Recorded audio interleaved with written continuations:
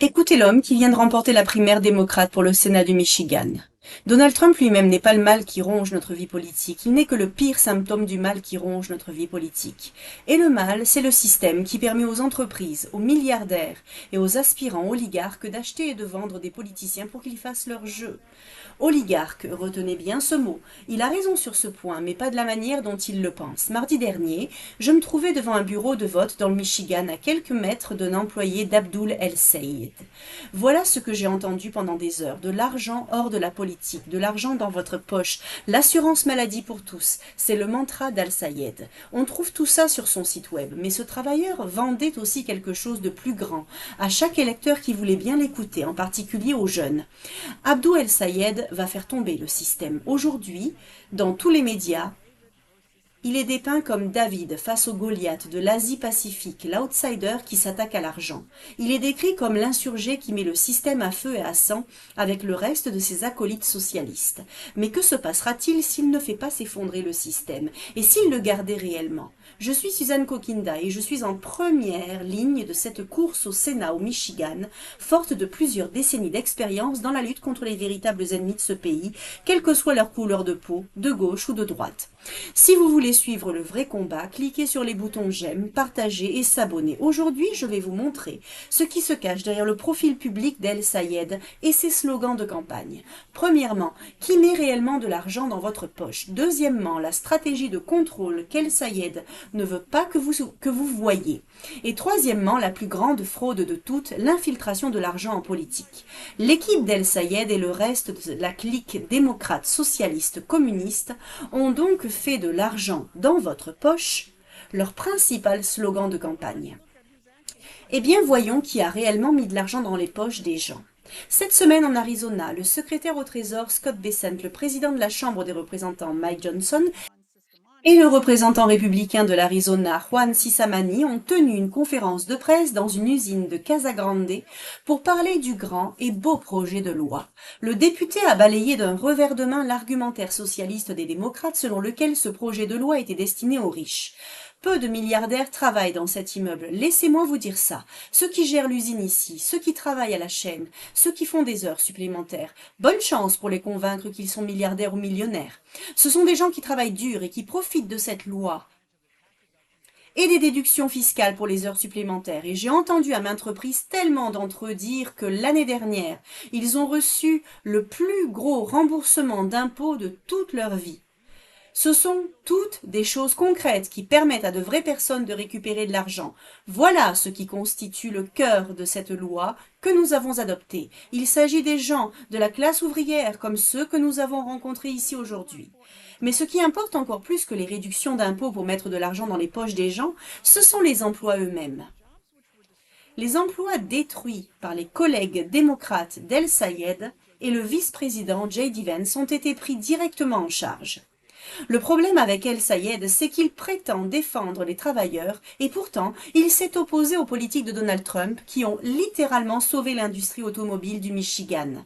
Ce n'est pas un homme qui souhaite une économie prospère où les ouvriers de l'automobile et tous les autres puissent réellement élever une famille, idéalement avec un seul salaire s'ils le souhaitent. Ce qu'il essaie réellement de construire, c'est une économie où l'on taxe certaines personnes, où l'on donne cet argent à des groupes d'intérêt favorisés par le Parti démocrate. Et ce n'est tout simplement pas ainsi que l'on crée la prospérité. On crée la prospérité en reconstruisant réellement la classe moyenne dans ce pays. Reconstruire les fondements industriels de la prospérité de la classe moyenne. La prospérité, voilà la véritable histoire, et c'est l'histoire de Détroit, berceau de la classe moyenne américaine. En 60, Détroit affichait le revenu par habitant le plus élevé du pays grâce à la prospérité des emplois ouvriers. Un seul salaire dans une usine automobile permettait de faire vivre une famille, d'acheter une maison et d'envoyer les enfants plus loin que leurs parents.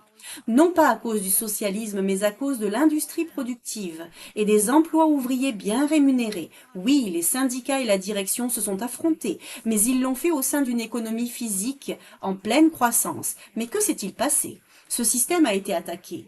En 71, le premier coup de marteau est tombé. Le système de Bretton Woods a pris fin le 15 août. Le dollar a été retiré de l'étalon or. C'était la première étape du transfert de notre économie à l'élite financière mondiale.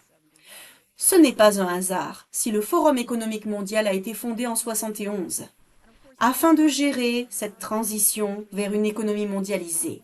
Et bien sûr, le coup de grâce pour l'Amérique et en particulier pour le Michigan et l'industrie automobile a été l'adoption de l'ALENA. Nous avions un système qui fonctionnait, qui a permis l'émergence d'une classe moyenne et qui a apporté la prospérité à des dizaines de millions de personnes. Et on nous l'a enlevé. Et c'est ce qu'ils veulent vous faire oublier. Voilà la clé pour comprendre comment lutter contre le chant des sirènes du socialisme qui influence de nombreux jeunes Américains. Je l'ai vu aux urnes, je l'ai vu, les pouces levés que les jeunes adressaient aux travailleurs d'El Sayed. Et c'est pourquoi notre combat chez Promethean Action est si important. Nous devons tout particulièrement sensibiliser les jeunes et leur montrer qu'il existe une voie américaine pour reconstruire notre économie et leur offrir un avenir. Parce que ce n'est pas ce que disent El Sayed, Mamdani ou n'importe lequel des autres agitateurs socialistes qui cherchent à séduire notre jeunesse. Leur argument principal consiste à réorganiser la masse monétaire au sein d'une économie que leurs politiques ont ravagée. Et ils ne veulent surtout pas que vous demandiez qui a fait le travail de démolition. Mais Scott Bessent, lui, le fait. L'an dernier, alors qu'il siégeait au département du Trésor, le secrétaire au Trésor a déclaré ceci lors d'une interview. Les démocrates ont une stratégie appelée « indemniser le perdant ». Indemniser le perdant, c'est l'une des choses les plus révélatrices que quiconque à Washington ait dites depuis des années. Ils ont supprimé les emplois qui vous permettaient de faire vivre une famille avec un seul salaire. Les armes mondialistes du libre-échange et de l'écologisme, ainsi que la financiarisation généralisée, ont transformé de larges pans de la classe moyenne et ouvrière en perdants économique. La destruction du système éducatif a encore aggravé la situation ici. Dans le Michigan, la majorité des élèves ne savent pas lire au niveau requis pour leur classe. À quoi ça sert? Cela les rend inemployables et vulnérables à une vie de pauvreté ou de prison. L'adversaire d'El Sayed, Mike Rogers, qualifie cela de question des droits civiques de notre époque. Et il a raison, mais ce ne sont ni les riches ni les entreprises qui ont fait cela. Dans les années 50 et 60, alors même que Détroit affichait le revenu par habitant le plus élevé d'Amérique, on trouvait des gens riches à la tête d'entreprises. Alors, qu'est-ce qui a changé? Écoutez, un milliardaire est quelqu'un qui a beaucoup d'argent, mais quelqu'un qui définit la politique d'une nation, qui ne l'a jamais élue, qui décide de la désindustrialisation du Michigan et qui décide ensuite du salaire des perdants, ce n'est pas un homme riche. Et ça, c'est un oligarque. Il ne dirigeait pas notre pays en 60. Voilà la différence. Ironiquement, El Sayed a raison. Le problème, c'est le système. Il ne fait que le protéger, mais qui est réellement en train de le retirer? Revenons à l'interview de Scott Bessent. Les démocrates avaient une stratégie appelée « indemniser le perdant ». Tout d'abord, le nom de cette stratégie, je ne pense pas que les 50% d'Américains les plus modestes soient des perdants. Je pense que le système n'a pas fonctionné pour eux. Je pense qu'ils sont gagnants. C'est tout simplement un mauvais système. Nous allons donc réparer le système. Depuis des mois, cette administration ne cesse de marteler cette idée. À Munich, Marco Rubio a déclaré que la désindustrialisation était une politique délibérée. Bessent, J.D. Vance et Peter Navarro s'accordent tous sur le fait que le système du libre-échange et sa main invisible ont échoué et ils tentent de le réparer en revenant à l'économie américaine. Ce qui soulève une question évidente. Si le système est la maladie, pourquoi celui qui le qualifie de maladie refuse-t-il d'approcher les personnes qui en sont à l'origine? La réplique d'El Sayed qui a suscité le plus d'applaudissements ne parle même pas d'emploi. C'est le slogan « Il faut sortir l'argent de la politique » et ça sonne tellement vertueux. Commençons donc par sa promesse phare, cessez de financer les guerres d'Israël. Dépensez l'argent ici, chez vous. D'accord, bon, faisons les calculs, chose qu'il ne prend jamais la peine de faire. Prenez une année entière d'aide américaine à Israël et répartissez-la entre chaque homme, femme et enfant du pays. Votre part s'élève à environ 20 $. C'est un de ces burritos à 20 $ dont tout le monde parle. Mais la guerre est pire que ça. Examinons maintenant la véritable question de l'argent et de la politique. Commençons par l'Asie-Pacifique, que toute la gauche semble avoir soudainement découverte. L'Asie-Pacifique, ou APAC, a dépensé environ 127 millions de dollars sur un cycle de 2 ans. Voilà le Goliath qu'il a affronté. Certes, il y a beaucoup de choses en termes de PAC, mais ce n'est qu'un aperçu de l'histoire. Observez l'écosystème de financement dont dépend la gauche. Examinez les fondations et les organisations à but non lucratif. La Foundation Open Society de George Soros injecte plus d'1 milliard de dollars par an dans le processus politique. Ces fonds transitent par des sociétés comme Arabella Advisors qui déploient un autre milliard et demi. Ainsi, une fondation dépense en un an 10 fois plus qu'APAC en 2 ans. Et ce n'est qu'une seule organisation, à vous d'ajouter le reste. Le réseau des clubs de donateurs, des NOS, toute l'infrastructure qui fabrique des candidats comme El Sayed et qui leur crée un environnement extrêmement favorable. À côté de cela, la PAC fait figure de simple erreur d'arrondi. Alors qui est David ici et qui est Goliath? Parce qu'il ne s'agit pas seulement de chiffres en dollars. Cet argent n'est pas neutre. Les fondations, les NOS, toute la structure à but non lucratif, tout cela n'existe que pour imposer une seule chose: l'ordre mondialiste. Frontières ouvertes, financement climatique, déclin programmé dont nous venons de parler. El Sayed n'est pas l'outsider qui s'attaque à la machine. Il est le fruit de la machine qui l'envoie ensuite à Washington, qu'il en retire ou non la moindre somme directement sur son compte. Il vous a dit que les oligarques achètent et vendent des politiciens pour qu'ils fassent leur volonté. Il ne vous a pas dit qu'il crée tout l'espace politique dans lequel il vit. El Sayed promet donc une révolution de la monnaie de poche grâce à un chèque unique. Les politiques de Trump garantissent aux gens un salaire régulier. Le président Trump a parfaitement compris ce que cela signifiait. Voici ce qu'il a publié hier. Les électeurs noirs et métis ne veulent ni du communisme ni du socialisme. Sans surprise, ils affluent vers le parti républicain. Ils se souviennent qu'Abraham Lincoln était républicain. Abraham Lincoln. Lincoln n'est pas une simple phrase anodine. C'est le fil conducteur et le président le sait. Le système américain qui a bâti Détroit le traverse de part en part. Hamilton à Lincoln, à McKinley. La tradition de protéger l'industrie et la main-d'œuvre américaine afin qu'une famille ouvrière puisse réellement progresser. Mais ce n'est pas El Sayed. D'où vient-il donc?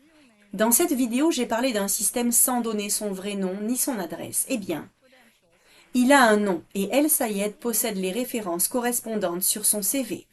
Abdul El Sayed est boursier Rhodes, l'un des rares élus à avoir été formé à Oxford grâce à cette bourse. Alors, qui était Cecil Rhodes? Il n'était pas milliardaire, c'était un oligarque, c'était un vrai de vrai. Et il a légué sa fortune dans le but de former de jeunes hommes, à étendre l'Empire britannique et à réintégrer les États-Unis à celui-ci.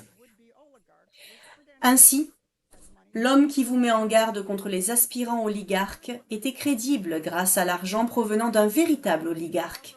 Et voici ce qui permet à tout cela de s'imbriquer. Revenons à Karl Marx. Comme Barbara l'a expliqué samedi, c'est le système américain qui était la véritable cible de Karl Marx, et non les financiers ou la City de Londres. L'objectif de Marx et celui des Rhodes étaient les mêmes. C'est pourquoi un candidat socialiste affichant des références impérialistes ne constitue pas réellement une contradiction. La tradition impériale et la tradition socialiste s'accordent sur un point: détruire les politiques du système américain qui développent le pouvoir productif du travail et font croître l'économie. Le vrai combat n'est pas celui entre le communisme et le capitalisme. C'est les Rhodes contre Lincoln, le système américain contre le système britannique. Voilà le combat que nous menons. C'est pourquoi l'Action prométhéenne existe. Rejoignez-nous en tant que membres contributeurs et aidez-nous à mener à bien ce projet. Merci pour votre participation. Et pour soutenir ma chaîne de traduction, La Décrypteuse Libre, n'oubliez pas de cliquer sur le bouton j'aime. C'est très apprécié, c'est gratuit pour vous et pour moi, ça me donne plus de visibilité sur YouTube. En attendant, prenez bien soin de vous, gardez espoir, on va s'en sortir, on lâche pas. Et je vous dis à très bientôt. Ciao ciao.